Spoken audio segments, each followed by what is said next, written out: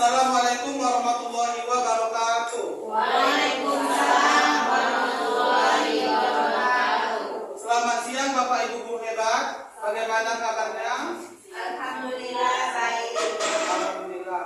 Yang saya hormati Bapak Ibu guru, peserta diseminasi atau sosialisasi budaya positif, dan yang saya hormati calon guru penggerak angkatan 10 Kota Batam SD Negeri 01110. Pertama-tama marilah kita panjatkan puji syukur kita kehadiran Allah Subhanahu wa taala, karena berkat rahmat-Nya lah kita bisa berkumpul di sini dalam rangka yaitu diseminasi atau sosialisasi budaya positif yang akan disampaikan oleh calon guru penggerak, yaitu Ibu Guru dan Pak Irfan. Dan tidak lupa juga sholawat dan salam kita limpah curahkan kepada Nabi besar kita Nabi Muhammad SAW. Semoga kita semua mendapatkan syafaat di yaumil akhir nanti. Amin ya rabbal alamin. Marilah Bapak Ibu guru hebat, hari ini CGP atau calon guru penggerak angkatan 10 yang berasal dari sekolah kita, mereka akan mempresentasikan materi sosialisasi budaya positif yang merupakan tugas aksi nyata sebagai proses pembelajaran pada pendidikan guru penggerak. Baik, untuk tidak memperpanjang waktu, langsung saja kepada Pak Irfan dan Bu Melur untuk mempresentasikan materinya kepada guru-guru. Baik, sebelum kita mulai acara ini, ada baiknya kita berdoa dulu agar acara kita berjalan dengan lancar dan mendapatkan keberkahan dari Allah. Baiklah, kita awali acara kita ini dengan membaca Ummul Quran. Al-Fatihah.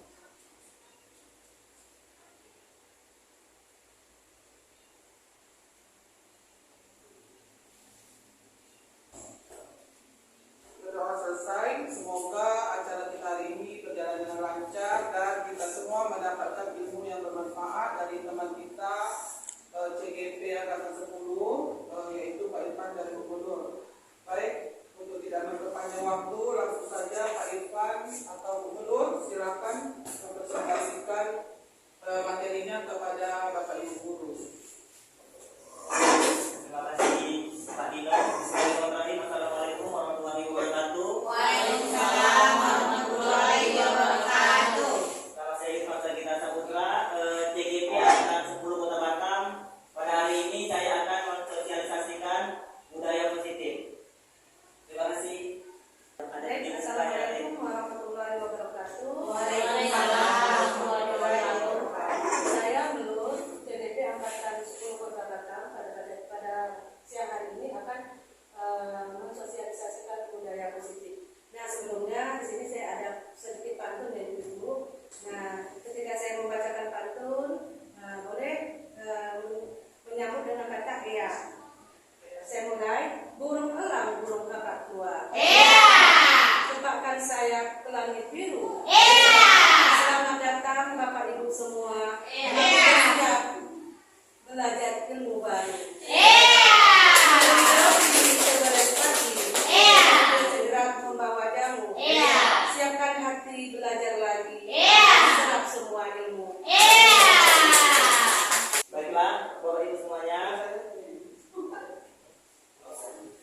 Selamat datang di sosialisasi budaya positif, yaitu posisikan diri Anda pada posisi terbaik untuk mendapatkan informasi dan pengalaman.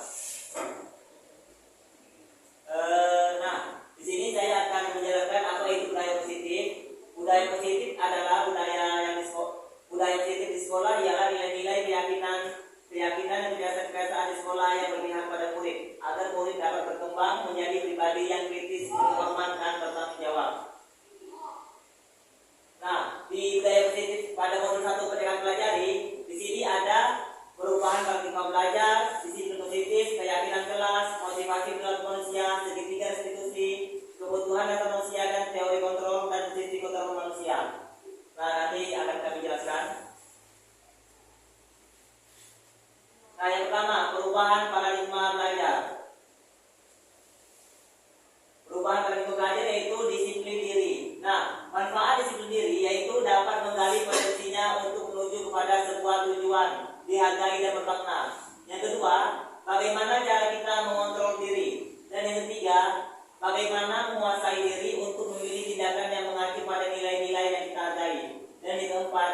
bisa bertanggung jawab terhadap apa yang dilakukan. Ini salah satu masuk di filosofi Ki Hajar Dewantara. Nah, perubahan paradigma belajar, stimulus respon, teori kontrol, yaitu yang pertama, ilusi guru mengontrol murid. Nah, pada dasarnya kita dapat memaksa murid untuk berbuat sesuatu jikalau murid tersebut memilih untuk tidak melakukannya. Walaupun tampaknya kita sedang mengontrol perilaku murid tersebut, hal ini karena murid tersebut sedang mengizinkan dirinya sendiri untuk kontrol. Saat itu bentuk kontrol guru menjadi kebutuhan dasar yang dipilih murid tersebut. Teori kontrol menyatakan bahwa semua perilaku memiliki tujuan, bahkan terhadap perilaku yang sesuai ya. Yang kedua, ilusi bahwa semua penguatan positif, efektif, dan bermanfaat. Penguatan positif atau bujukan adalah bentuk-bentuk kontrol segala usaha untuk mempengaruhi murid agar mengulangi sesuatu perilaku tertentu. Adalah suatu usaha untuk mengontrol murid tersebut dalam jangka waktu tertentu. Kemungkinan murid tersebut akan menyadari dan mencoba untuk menolak bujukan kita, atau bisa jadi murid tersebut menjadi tergantung pada pendapat sang guru untuk berusaha.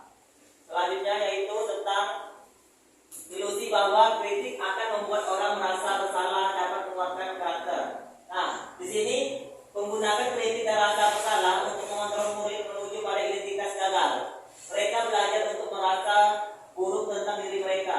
Mereka mengembangkan dialog diri yang negatif. Kadang, kalau sulit bagi guru untuk mengidentifikasi bahwa mereka melakukan perilaku ini karena seringkali guru cukup menggunakan suara halus untuk menyampaikan pesan negatif. Selanjutnya yaitu ilusi bahwa orang dewasa memiliki hak untuk memaksa. Nah, banyak kadang kita ini karena kita dewasa, jadi kita dengan anak itu merasa kita yang mengontrol mereka. Bahkan anak-anak itu takut karena bukan karena sedang. Kadang banyak anak-anak takut karena kita ini merasa dewasa, merasa lebih punya power. Nah, jadi disitulah ilusinya bahwa banyak orang dewasa yang percaya bahwa mereka memiliki tanggung jawab untuk membuat murid-murid berbuat hal-hal tertentu. Apapun yang dilakukan dapat diterima selama ada sebuah kemajuan berdasarkan sebuah pengukuran kinerja. Pada saat itu pula orang dewasa akan menyadari bahwa perilaku memaksa tidak akan efektif untuk jangka waktu panjang dan sebuah hubungan bermusuhan akan terbentuk. Disiplin positif adalah kata disiplin juga sering dihubungkan dengan hukuman. Padahal itu sungguh berbeda karena belajar tentang disiplin positif tidak harus dengan memberi hukuman. Justru itu adalah salah satu alternatif terakhir. Dan disiplin ini adalah rasa tanggung jawab serta keyakinan pada diri sendiri. Jadi kadang kita untuk mendisiplinkan anak itu kita dengan apa? Memberi hukuman. Jadi anak itu datang sekolah kadang kalau datang kita hukum atau kita apa, contoh anak tidak buat PR pasti kita hukum. Padahal di situ kita sebenarnya salah. Nah, lanjut lagi. Yang ketiga, motivasi perilaku manusia. Motivasi perilaku manusia di situ ada yang pertama untuk menghindari ketidaknyamanan atau hukuman, yang kedua untuk mendapatkan imbalan atau penghargaan, yang ketiga untuk menjadi orang yang mereka inginkan dan menghargai diri sendiri dengan nilai-nilai yang mereka percaya. Jadi di sini pun kita mungkin udah mengalami ya untuk menghindari ketidaknyamanan atau hukuman. Kadang di sini sering kita lakukan kepada siswa, sering kita hukum siswa. Yang kedua mendapatkan imbalan atau reward. Reward itu sebenarnya salah, sangat salah. Jadi orang ini bekerja karena reward, bukan karena diri sendiri. Mungkin kita pernah merasakan, ya kan? Jadi kita ibarat saling contoh siswa ya, aku harus dapat ini, padahal itu sangat salah. Yang ketiga, ya itu, yang mungkin itulah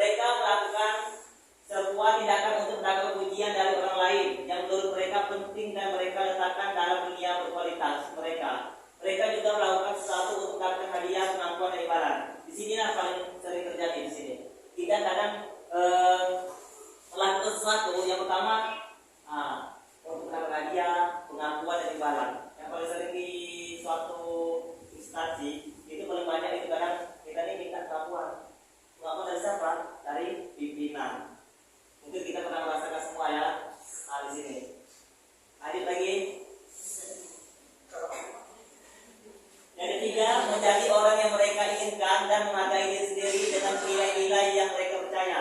Nah, orang dengan motivasi ini akan bertanya, akan menjadi orang yang seperti apa bila saya melakukannya? Mereka melakukan sesuatu karena nilai-nilai yang mereka yakini dan hargai, dan mereka melakukannya karena mereka ingin menjadi orang-orang yang melakukan nilai-nilai mereka yakini tersebut. Ini adalah motivasi yang akan membuat seseorang memiliki disiplin positif, karena motivasi berlaku bersifat internal dan bukan eksternal. Nah, di sini yang kita lakukan. Jadi kita memang harus dari diri kita sendiri, kesadaran kita sendiri. Jadi kita, apalagi kita menjadi guru, itu kan udah pilihan, udah panggilan hati bahasanya. Nah, jadi kita memang udah tahu di guru ini, apalagi di guru ini kita memang ada membuat HDM, apalagi kita ikut aturan perda kota-kota, membuat simpe, membuat ledahan dan semuanya. Nah, ini berdasarkan diri kita sendiri. Kadang ini saya rasakan ya. Contoh membuat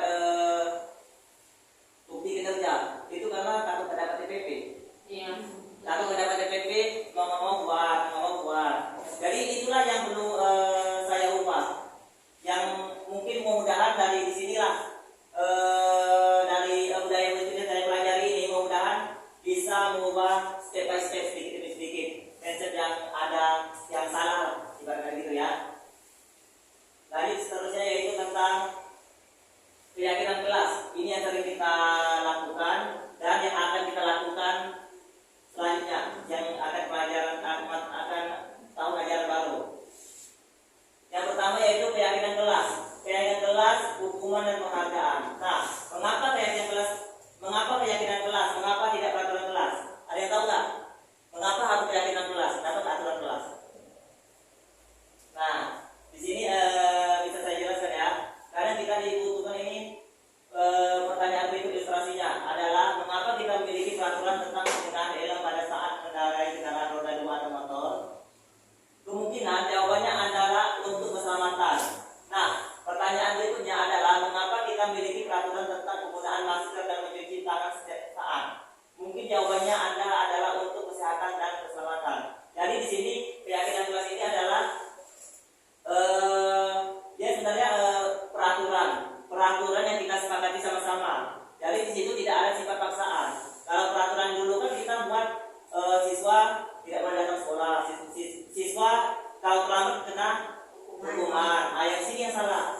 Seharusnya keyakinan kelas ini kita buat sesuai kesepakatan kita sama siswa. Ya, kesadaran. Dan di sini anak-anak itu harus yakin. Jadi dari sebenarnya pertama kesepakatan kelas dulu. Kalau kesepakatan kelas itu biasanya ada konsekuensinya. Terus kalau keyakinan, di sini sebenarnya mereka yang dipikirkan bukan konsekuensinya. Memang kayak gini contoh, kita wajib pakai helm. Helm itu kalau kita nggak pakai, itu sebenarnya hilang. Nah, itu yang salah, memang ditilang. Itu keselamatan kita. Iya. Sebenarnya Itu polisi, kalau iya. Jadi polisi itu aturan itu setelah itu supaya kita pakai helm itu untuk diri kita sendiri. Selamat. Terus contoh juga tadi tentang masker. Kadang kita masker itu aturan pemerintah Pak Ina waktu COVID pakai masker pakai apa sebenarnya pakai masker itu supaya kita tidak terkena virus corona dulu atau kita flu atau apa biar tak menyebarkan orang lain. Nah disitulah yakin. Contohnya kita beragama juga ya, kita yakin dengan pilihan agama kita. Itu kita memang yakin dari diri sendiri. Apapun eksternal dari luar itu nggak bakalan kita terpengaruh kalau iman kita kuat. Nah, ya kita yakin. Nah, nilai-nilai keselamatan atau kesehatan inilah yang kita sebut sebagai suatu keyakinan, yakni nilai-nilai kebajikan atau prinsip-prinsip universal yang disepakati bersama secara universal. Secara universalnya secara luas ya kita yakini, lepas dari latar belakang suku, negara, bahasa maupun agama. Menurut Goshen 1998, suatu keyakinan akan lebih memotivasi seseorang dari dalam atau memotivasi secara intrinsik. Jadi memang dari hati kita, dimulai dari diri. Nah, seseorang akan lebih tergerak dan bersemangat untuk menjalankan keyakinan daripada hanya sekedar mengikuti serangkaian peraturan. Murid-murid pun demikian. Mereka perlu mendengarkan dan mendalami tentang suatu keyakinan daripada hanya mendengarkan peraturan-peraturan yang mengatur mereka harus berlaku begini atau begitu. Makanya sekarang pun kita lihat anak di zaman era sekarang. Karena mereka karena takut aturan, jadi mereka tidak yakin. Kadang hal-hal yang kita kasih nilai-nilai yang baik, nilai-nilai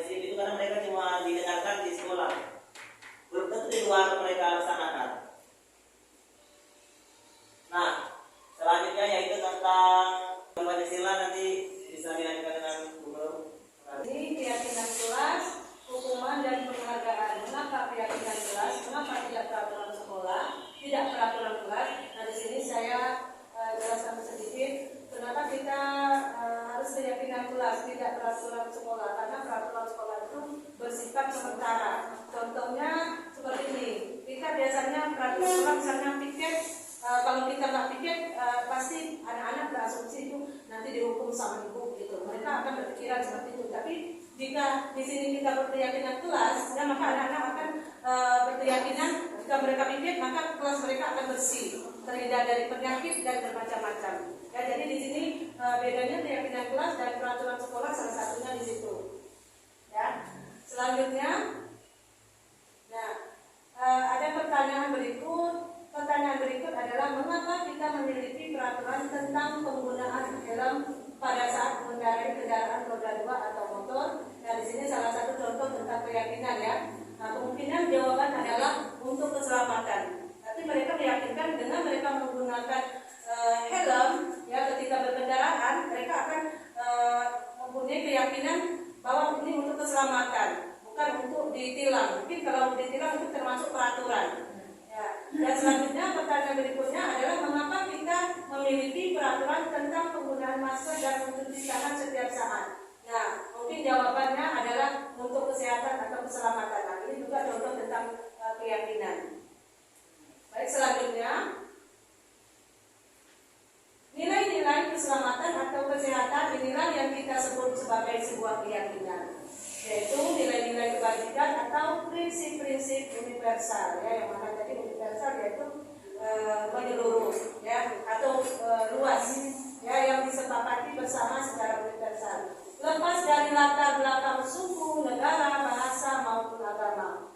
Nah, menurut dosen ya tahun 1998, suatu keyakinan akan lebih memotivasi seseorang dari dalam, akan memotivasi secara intrinsik. Nah, intrinsik ini maksudnya dari dalam. Seseorang akan lebih bergerak dan bersemangat untuk menjalankan keyakinannya daripada hanya sekedar mengikuti serangkaian peraturan. Murid-murid pun demikian, mereka perlu mendengarkan dan mendalami tentang suatu keyakinan daripada hanya mendengarkan peraturan-peraturan yang mengatur mereka harus berlaku begini atau begitu. Nah, biasanya kalau peraturan-peraturan ini berasal dari luar, ya. Kalau keyakinan itu berasal dari dalam diri seorang murid. Ya, jadi kalau seandainya seorang murid yang mempunyai keyakinan, maka mereka akan mengikuti peraturan itu dengan berkelanjutan. Kalau mengikuti peraturan, nah ini bersifat sementara. Jadi bisa saja ketika guru memberi mereka sebuah kewajiban, entah itu piket kelas atau apa, ketika mereka mengacu pada peraturan, ketika gurunya tidak ada, maka mereka bisa melakukan atau tidak. Tapi kalau keyakinan, mereka sudah berkeyakinan, mereka akan melaksanakan kewajiban itu secara terus-menerus. Selanjutnya, ya dari dalam dirinya. Nah, di sini tentang disiplin masuk lagi tentang apa tadi namanya keyakinan. Sebagai pendidik, tujuan kita adalah menciptakan anak-anak yang memiliki disiplin diri sehingga mereka bisa berperilaku dengan mengacu pada nilai-nilai kebajikan universal dan memiliki motivasi prinsip. Nah, sesuai dengan profil pelajar Pancasila, yaitu kemarin sudah kita bahas tentang beriman, bertakwa kepada Tuhan Yang Maha Esa dan berakhlak mulia, berkebinekaan global, gotong royong, mandiri, kreatif dan bernalar kritis. Selanjutnya, keyakinan kelas ini itu pertama bersifat lebih abstrak daripada peraturan yang lebih rinci dan konkret. Ya. Yang kedua berupa pernyataan-pernyataan universal. Yang ketiga, pernyataan keyakinan kelas senantiasa dibuat dalam bentuk positif. Ya. Pernyataan keyakinan kelas biasa dibuat dalam bentuk positif. Nah, contohnya seperti ini. Biasanya kita kalau peraturan itu dilarang membuang sampah sembarangan. Nah, ini menggunakan contoh kalimat ya, kalimatnya. Kalau keyakinan kelas itu contohnya seperti menjaga kebersihan. Berupa pernyataan-pernyataan universal. Yang ketiga, pernyataan keyakinan kelas senantiasa dibuat dalam bentuk positif. Contohnya seperti jaga kebersihan kelas. Itu sebuah keyakinan. Tapi kalau peraturan itu dilarang membuang sampah sembarangan. Ya, seperti itu ya. Nah, selanjutnya hendaknya tidak terlalu banyak sehingga mudah diingat dan dipahami oleh semua warga kelas. Sebaiknya sesuatu yang dapat diterapkan di lingkungan tersebut. Nah, yang selanjutnya semua warga kelas hendaknya ikut berkontribusi dalam pembuatan keyakinan kelas lewat kegiatan curah pendapat. Nah, di sini ketika kita membuat keyakinan kelas itu semuanya dilibatkan. Ya, kalau keyakinan kelas ini maksudnya kalau kita membuat keyakinan kelas berarti siswa juga dilibatkan dalam membuat keyakinan kelas ya Bapak Ibu. Nah, bersedia meninjau kembali keyakinan kelas dari waktu ke waktu. Nah, di sini maksudnya di sini ketika kita membuat keyakinan kelas, jika seandainya masih kurang maksimal, nah itu perlu kita tinjau kembali ya. Selanjutnya, nah kesepakatan kelas. Nah, kesepakatan kelas itu dimulai dari section pertama. Yang pertama, setiap anggota kelas perlu belajar. Yang kedua, setiap anggota kelas perlu senang. Yang ketiga, setiap anggota kelas perlu mengerjakan tugas. Yang keempat, setiap anggota kelas perlu saling menghargai. Dan yang kelima, setiap anggota kelas perlu merasa aman. Nah, action yang kedua, selalu bersikap positif. Yang kedua, senantiasa menjadi diri terbaik. Yang ketiga, percaya dan menghormati orang lain serta barang miliknya. Yang keempat, berkomitmen terhadap setiap tugas. Dan kelima, senantiasa membantu. Nah, action yang ketiga, membuat kesepakatan kelas yaitu hormat. Kami meyakini bahwa sangat penting untuk menghormati semua orang dan barang milik orang lain. Bekerja, kami meyakini bahwa sangat penting untuk mengerjakan segala pekerjaan atau mengikuti kegiatan yang telah ditugaskan. Diterima dan dimiliki, kami meyakini bahwa sangat penting untuk merasa diterima pada suatu kelompok dan saling peduli satu dengan yang lainnya. Nah, ini action yang ada apa yang kita kerjakan dalam kesepakatan kelas. Selanjutnya, nah di sini ada 5 kebutuhan dasar manusia. Nah, kebutuhan dasar manusia itu yang pertama ada kebutuhan untuk bertahan hidup. Yang kedua, cinta dan kasih sayang, kebutuhan untuk diterima. Yang ketiga yaitu kesenangan, kebutuhan untuk merasa senang. Keempat, penguasaan. Di sini penguasaan itu adalah kebutuhan pengakuan atas kemampuan. Dan kelima, kebebasan. Kebebasan itu adalah kebutuhan akan pilihan. Nah, di sini ada posisi kontrol. Posisi kontrol ini itu ada posisi penghukum, ada posisi pembuat merasa bersalah, ada posisi teman, ada posisi pemantau, dan ada posisi manajer. Selanjutnya, nah di sini pertama posisi penghukum. Nah, posisi penghukum itu seseorang penghukum bisa menggunakan hukuman fisik maupun verbal. Orang-orang yang menjalankan posisi penghukum senantiasa mengatakan bahwa sekolah memerlukan sistem atau alat yang dapat lebih menekan murid-murid lebih dalam lagi. Guru-guru yang menerapkan posisi penghukum akan berkata, patuhi aturan saya atau awas kamu. Ya, selalu saja salah, selalu pasti, selalu yang terakhir, selesai.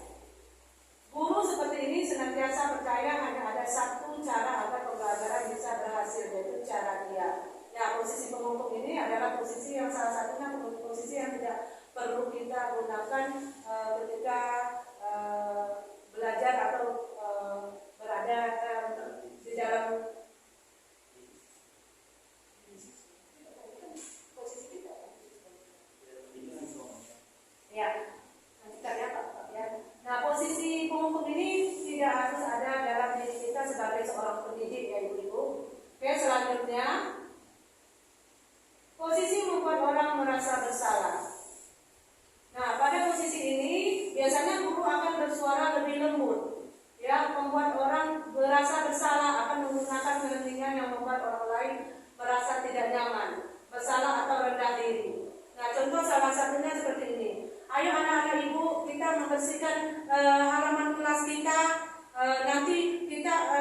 kemarin Bapak Kepala Sekolah loh. Nah, salah satu ini contoh posisi membuat orang merasa bersalah. Ya. Nah, selanjutnya ada lagi posisi teman. Nah, pada posisi ini guru tidak akan menyakiti murid, namun akan tetap berupaya mengontrol murid melalui persuasi. Posisi teman pada guru bisa negatif ataupun positif. Positif di sini berupa hubungan baik yang terjalin antara guru dan murid. Kemudian posisi teman. Nah, di posisi teman ini guru pada posisi ini tidak akan menyakiti murid, namun akan tetap berupaya mengontrol murid melalui persuasi. Posisi teman pada guru bisa negatif ataupun positif. Positif di sini yaitu berupa hubungan baik yang terjalin antara guru dan murid. Guru posisi teman menggunakan hubungan baik dan humor untuk mempengaruhi seseorang. Mereka akan berkata, ayo bantulah demi Bapak ya. Nah, ayo ingat tidak bantuan Bapak selama ini. Iya, sudah kali ini tidak apa-apa, nanti Ibu bantu bereskan. Nah, hal negatif dari posisi teman adalah bila suatu saat guru tersebut tidak membantu, maka murid akan kecewa dan berkata, saya pikir Bapak Ibu teman saya. Nah, ini salah satu hal negatif jika posisi sebagai teman. Ya, murid merasa dikecewakan, tidak mau lagi berusaha. Hal ini yang mungkin timbul adalah murid hanya akan bertindak untuk guru tertentu dan tidak untuk guru lainnya. Murid akan tergantung pada guru tersebut. Oke, selanjutnya posisi monitor atau pemantau. Nah, di posisi ini ya berarti guru mengawasi pada saat kita mengawasi, kita bertanggung jawab.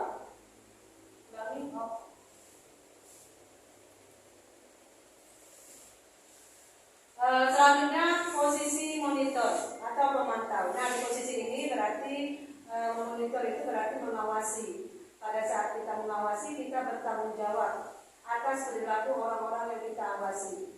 Posisi pemantau ini berdasarkan pada peraturan dan konsekuensinya dengan menggunakan sanksi atau konsekuensi. Nah, kita dapat memisahkan hubungan pribadi kita dengan murid sebagai seseorang yang menjalankan posisi pemantau. Pertanyaan yang diajukan seorang pemantau, peraturannya apa? Nah, apa yang telah kamu lakukan? Nah, oke, selanjutnya yaitu posisi manajer. Nah, di posisi manajer ini adalah posisi mentor di mana guru berbuat sesuatu bersama dengan murid. Ya, mempersilahkan murid mempertanggungjawabkan perilakunya, mendukung murid agar dapat menemukan solusi atau permasalahannya sendiri. Seorang manajer telah memiliki keterampilan di posisi teman maupun pemantau, dan dengan demikian bisa jadi di waktu-waktu tertentu kembali kepada kedua posisi tersebut bila diperlukan. Nah, posisi manajer ini yang perlu atau lebih baik kita gunakan sebagai seorang pembimbing. Oke, selanjutnya, nah dari video yang sudah kita tonton bersama tadi, itu salah satu kasus atau masalah siswa kita, cara penyelesaian masalah dengan menggunakan segitiga restitusi ya Bapak Ibu. Nah, di sini segitiga restitusi yaitu tadi ada menstabilkan identitas, validasi kebutuhan, dan menanyakan keyakinan.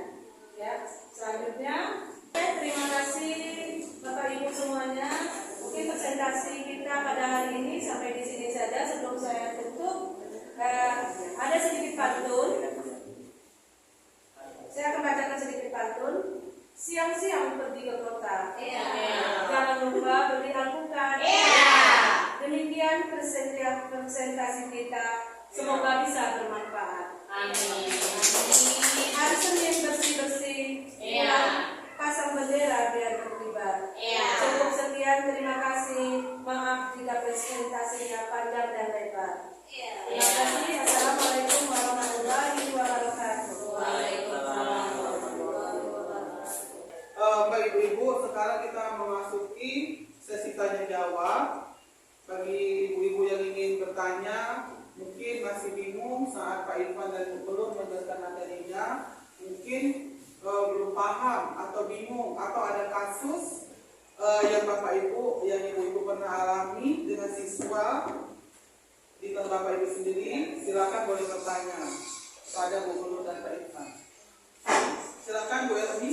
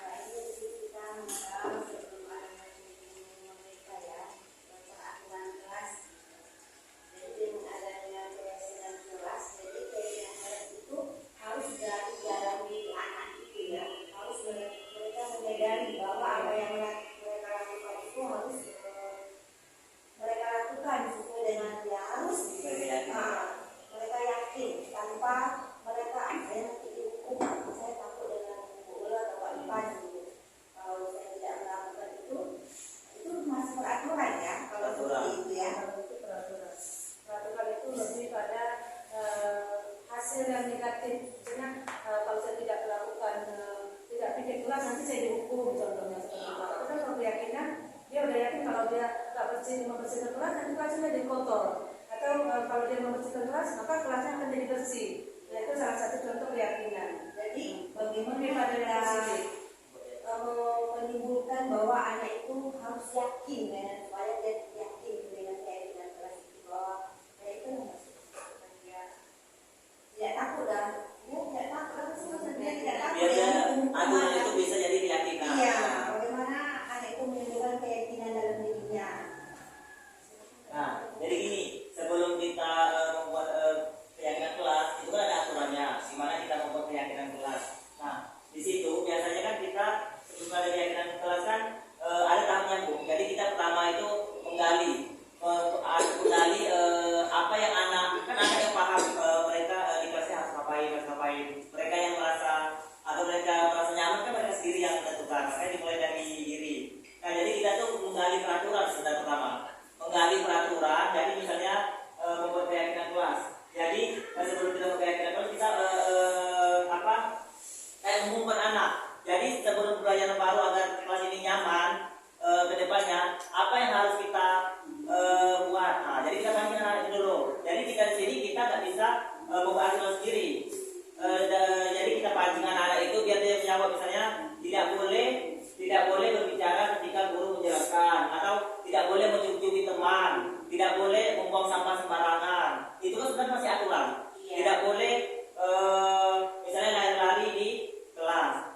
Dari peraturan kelas itu yang kita gali ke anak, setidaknya makanya tadi di sini jangan terlalu banyak-banyak, tapi yang mengenai nilai apa yang dibutuhkan anak. Jadi kita ambil dari peraturan itu, kita buatlah namanya ini kalimat yang itu kita ubah ke kalimat positif.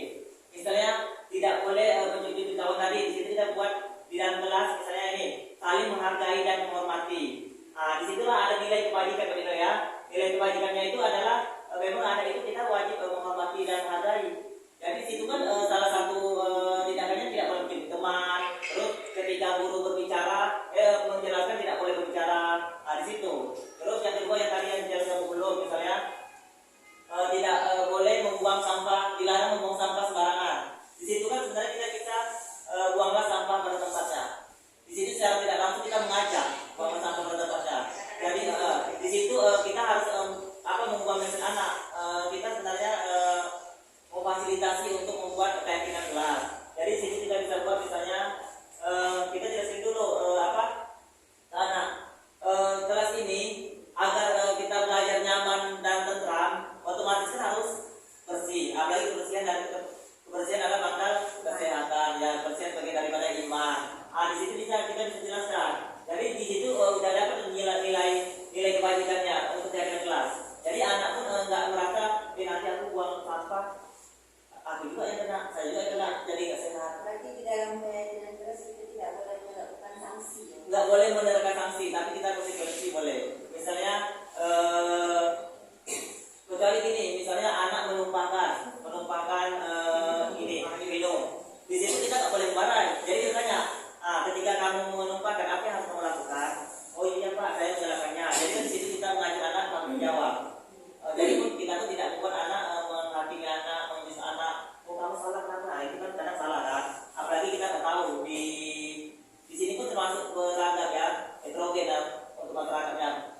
Kita nggak tahu kadang anak-anak di sini latar belakang itu berbeda-beda. Itu paling sangat mempengaruhi dalam pembelajaran. Itu Bu. Jadi sebelum kita buat keyakinan kelas kita gali apa yang mereka butuhkan. Kadang anak-anak kelas untuk anak kelas 3 ke atas itu udah paham. Yang harus ekstra kelas itu anak kelas 1 Bu Bibi. Itu kita kadang harus mengumpan itu.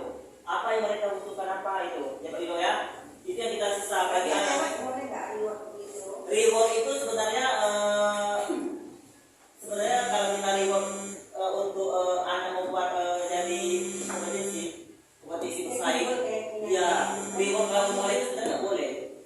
Jadi misalnya kita reward siapa yang ini siapa yang membersihkan kelas, bersih nanti jual 1. Tapi ujungnya kita bingung juga nanti. Jadi mendingan kalau mau kasih reward hadiah, mendingan kita kasih semuanya. Jadi di situ anak tidak ada di ibarat merasa aku begini. Mungkin kita pernah ada posisi di situ. Ya, kita di sini merasa tidak dianggap. Jadi mendingan kalau kita misalnya ada permen 10, ada permen 36, ada 56, kasih aja salah 1. Jadi mereka merasa kita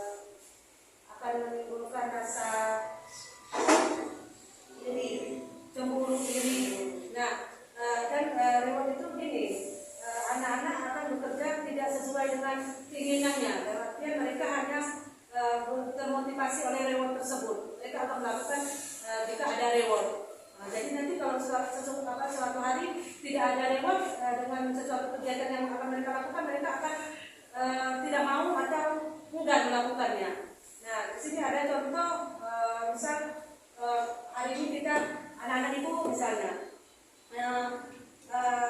siapa yang pikir kelas terbaik dalam minggu ini, ibu akan kasih misalnya 1 buah pensil untuk 1 anak yang piket dalam 1 kelompok piketnya. Nah, kalau misalnya jika kita seorang gurunya sakit atau apa tidak beralaman digantikan orang guru lain, belum tentu guru yang lain juga tahu cara kita memberikan penghargaan ke anak-anak. Nah, bisa saja nanti ketika digantikan oleh guru yang lain karena tidak ada rewardnya, anak tersebut akan enggan melakukan hal tersebut. Nah, jadi untuk sistem reward dalam memberi prestasi atau motivasi kepada anak itu dilarang, tidak diperbolehkan lagi sekarang. Seperti itu Bu Erni ya. Terima kasih. Jadi kita bahas sedikit dari solusinya. Kalau misalnya yang kita mau membagikan misalnya orang ibarat kayak hadiah, itu mendingan kita kasih semuanya. Jadi misalnya semua 1 anak dapat pensil ya, jadi di 6 aja kasih semuanya. Jadi mudah-mudahan anak yang tidak mau belajar, dia kan aku dikasih pensil, mudah di situ motivasi. Secara lama kita kasih motivasi ke dia juga kan. Motivasi, kita kasih motivasi. Reward pun sebenarnya nggak berupa barang juga, sebenarnya kita kasih apresiasi, misalnya terima kasih, tepuk tangan, itu kasih semangat aja itu udah. Tapi secara menyeluruh. Secara boleh menyeluruh.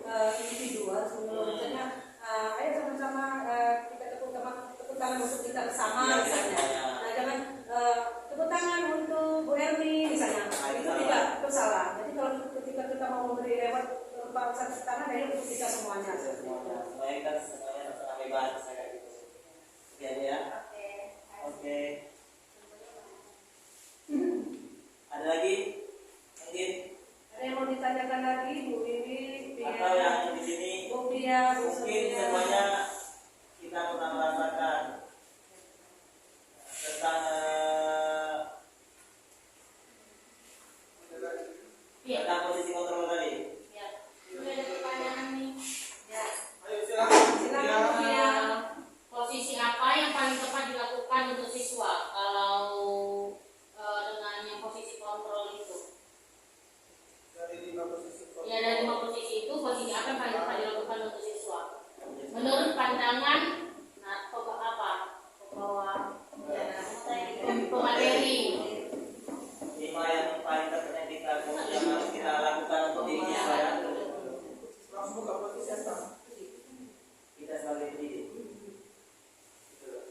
Nah, untuk sebenarnya yang paling pas itu tadi sudah sempat kontrol. Posisi kontrol yang paling tepat itu adalah posisi manajer. Karena kita di sini banyak saya pribadi, karena kita banyak melakukan kayak posisi buku yang bilang nanti kalau misalnya kelas datang, ya udah berdiri ke depan. Kadang kita nggak tanya lagi. Kadang anak itu nggak buat PR, pasti kita marah-marah gitu loh. Oh nanti ya udah tinggal kelasnya kalau begini marah sekali. Apalagi anak-anak kita pasti ada satu kelas itu ada yang bisa baca, nggak bisa nulis. Di situ lah mulai emosi kita tuh mulai mulai memuncak. Di situ kadang kita menghukum siswa. Teman saya pernah menghukum siswa. Terus yang paling kadang untuk ada juga biasanya pasti gini, posisi teman. Di sini pun kita nggak boleh juga posisi teman. Kadang kita anggap siswa ini sahabat kita, tapi di sini kadang banyak yang harus kontrol. Makanya banyak kejadian negatif. Jadi untuk menghindari itu, pentingnya kita pakai posisi manajer. Nah, posisi manajer sini adalah posisi di mana guru berbuat sesuatu bersama dengan murid. Jadi kita sama-sama mempersilahkan murid mempertanggungjawabkan perilaku dan menunggu murid agar dapat menemukan solusi atas permasalahan sendiri. Kayak tadi contohnya, misalnya di sini ada 2 siswa sengaja thread tumpah. Jadi kan kita nggak perlu marah sebenarnya. Jadi kita harus lakukan. Mungkin kamu kenapa kok bisa menumpahi air temanmu misalnya? Ya nggak sengaja kayak gitu kan Bu. Nah, paling nanti apa yang harus kamu lakukan? Ya dia tuh udah menyadari ada kayak saya pel atau dia merobek untuk temannya. Apa yang harus lakukan? Nanti dia pasti bisa jawab. Nanti yang saya ganti Pak. Itu aja. Jadi anak itu udah paham. Ya berarti kita pertanyaan kita dengan apa yang kita tanyakan ke anak. Jadi kadang-kadang ada lupa. Bu lupa nih tuh, kenapa kok kayak gini? Kesal ya, itu salah sebenarnya kan Bu.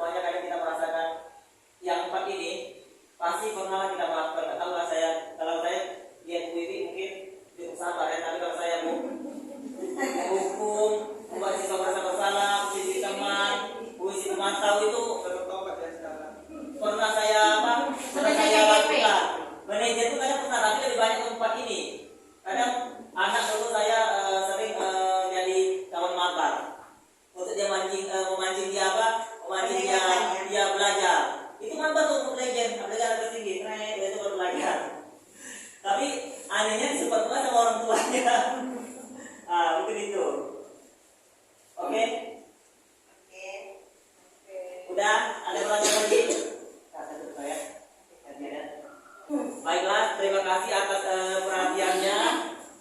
Eh, atas perhatiannya mungkin geser. Ulang aja Mas. Oke. Oke Mas. Terima kasih atas perhatiannya. Mohon maaf jika ada kesalahan. Wabillahi taufiq wal hidayah. Wassalamualaikum warahmatullahi wabarakatuh. Waalaikumsalam warahmatullahi wabarakatuh. Jadi aplaus kepada peserta Pak CGT hebat Pak Irfan dan Bu Gubernur. Baik, terima kasih Pak Irfan dan Bu Gubernur yang sudah mempresentasikan diseminasi budaya positif kepada rekan sejawat kita di sekolah. Mudah-mudahan apa yang sudah disampaikan Ibu Gubernur dan Pak Irfan menjadi pelajaran baru, menjadi ilmu baru bagi kita dan bisa kita terapkan pada anak didik kita di kelas. Ya, jadi sebagai seorang guru memang butuh kita perlu memahami budaya positif supaya bisa menciptakan ekosistem yang baik di sekolah kita agar kita bisa melaksanakan pembelajaran yang menyenangkan di sekolah atau di kelas kita supaya bisa mencapai tujuan pembelajaran tersebut sesuai dengan filosofi Ki Hajar Dewantara, yaitu seorang guru harus bisa melaksanakan pembelajaran yang berpihak kepada murid, yaitu dengan cara kita mengawalinya dengan budaya positif tadi, seperti keyakinan kelas yang sudah kita buat di kelas, kemudian seperti dengan memahami 5 posisi kontrol guru yang barusan kita bahas. Memang posisi kontrol itu yang bagus adalah posisi manajer, ya. Saya juga pernah mengalami posisi sebagai penghukum, tanpa menanya kita masuk emosi. Alhamdulillah semenjak saya gugur penggerak, saya panggil anak tersebut, ya saya praktekkan dengan menerapkan segitiga restitusi. Jadi posisi manajer itu contohnya tadi yang ada video yang sudah kita simak bersama, video gubernur tadi, itu posisi kita sebagai manajer. Jadi kita pertama-tama anak kita panggil, kita stabilkan identitasnya dulu. Kenapa kamu melakukan hal ini? Pasti ada alasannya. Nanti dia jawab, karena dia ini Pak, dia tadi merobek buku saya, jadi marah-marah Pak, saya tak terima. Setelah itu kita setelah menstabilkan identitas, kita validasi tindakan yang salah. Oh, kira-kira dengan merobek buku itu, apakah perbuatannya baik? Nanti dia menjawab. Jadi kita di posisi manajer itu kita bukan menghukum anak, memarah langsung. Kamu ini, asik kamu ada yang buat masalah. Kadang kan kita pernah seperti itu. Kita juga pernah mengalami. Kamu terus ya, kamu nggak. Saya juga pernah ya. Nanti bapak dibawa ke kepala sekolah dong. Gini nanti kamu selalu terlontar kata-kata kita seorang guru seperti itu ya. Itu tidak menafik bapak itu. Saya rasa semua kita sudah mengalaminya. Jadi posisi yang bagus itu adalah posisi manajer. Jadi setelah itu kemudian setelah memvalidasi tindakan yang salah, baru yang setelah itu ternyata keyakinan. Jadi saya harap kita semua di sini bisa menerapkan budaya positif yang ada di sekolah kita. Jadi dengan mulai sekarang kita tidak ada lagi posisi sebagai sebagai penghukum, pembuat rasa bersalah. Kasihan anak itu bisa down, kena mentalnya, udah takut duluan ya. Tapi kalau kita melaksanakan segitiga diskusi sebagai manajer, dia akan jujur. Jadi kita itu tidak menuntut untuk memarahi dia, tidak. Dengan sendiri dia akan menyelesaikan. Kita mengajak bersama untuk menyelesaikan atau mencari solusi. Di situ kita 4 mata, 2 orang anak bersama kita. Jadi kita akan menyelesaikan masalah itu. Bapak ingin kamu menyelesaikan masalah ini. Ya, jadi bukan kita ingin menjadi dia di situ, mengukur dia, mencari kesalahan dan sebagainya. Jadi hari ini alhamdulillah kita mendapat ilmu baru dari CGT kita. Baik, saya rasa sudah cukup ya. Terima kasih sekali lagi kepada Guru dan Pak Irfan karena waktunya juga sudah lama ya, sudah 1 jam lebih. Saya selaku MC mohon maaf jika ada kesalahan dalam berbicara, jika ada kata-kata salah atau yang kurang berkenan di hati ibu-ibu semua.